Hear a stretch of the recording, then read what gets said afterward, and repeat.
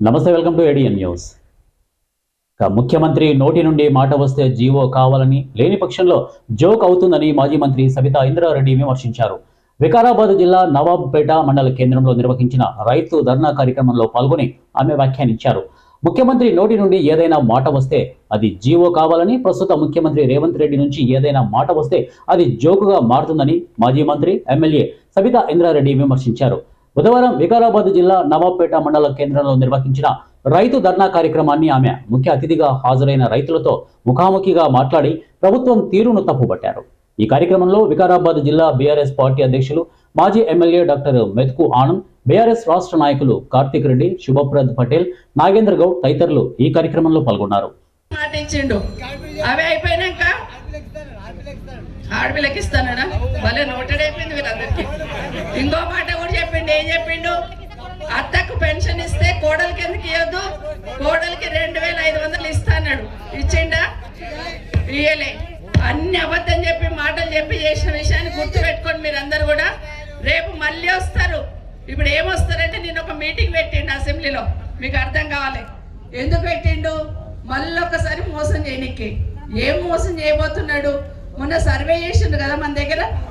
ప్రతి ఇంటికి వచ్చి నీకు భూమి ఎంతుంది, నువ్వే కులం, నీకేం పెన్షన్ వస్తుందా లేదా అన్ని రాసుకపోయినరా. నేను అడిగినాం మేము, అయ్యా మరి నువ్వు లెక్క చేయించినావు కదా, సర్వే చేయించినావు కదా, ఏ ఊళ్ళో ఎంతమంది ఉన్నారు బీసీలు, గౌడ్లు ఎంతమంది ఉన్నారు, ముదిరాజులు ఎంతమంది ఉన్నారు, మరి కురువోళ్ళు ఎంత గట్టిగా మాట్లాడుండి, గట్టిగా తిట్టుండి, గట్టిగా దబాయించుండే. మా బాబు చెప్తున్నట్టు ఒక నిమిషం అందరు వింటున్నారు. ముఖ్యమంత్రి గారు రేవంత్ రెడ్డి గారు అప్పు మాఫీ చేయాలంటే ఎన్ని కావాలని బ్యాంక్ వాళ్ళని అడిగిండు. ఎన్ని పైసలు ఉన్నాయి, ఎంతమంది రైతులు అప్పు తీసుకున్నారంటే 41,000 కోట్లు కావాలని చెప్పారు బ్యాంక్ వాళ్ళు. గంతేనా? 41,000 కదా, నేను ఒక నెల కడుపు కట్టుకుంటే చాలు 41,000 వస్తాయి అన్నాడు. సరే వస్తాయేమో, ఇస్తాడేమో అనుకున్నాం. మళ్ళా వారం రోజుల తర్వాత మీటింగ్ పెట్టుకొని 41,000గా చెప్పి తీసేయండి తక్కువ చేయండి అని 31,000 తెచ్చిండు. మళ్ళా 49,000కి వెళ్ళి 31,000 తెచ్చిండు. సరే 31,000 పెడతాడేమని క్యాబినెట్లో తీర్మానం చేసిండ్రు.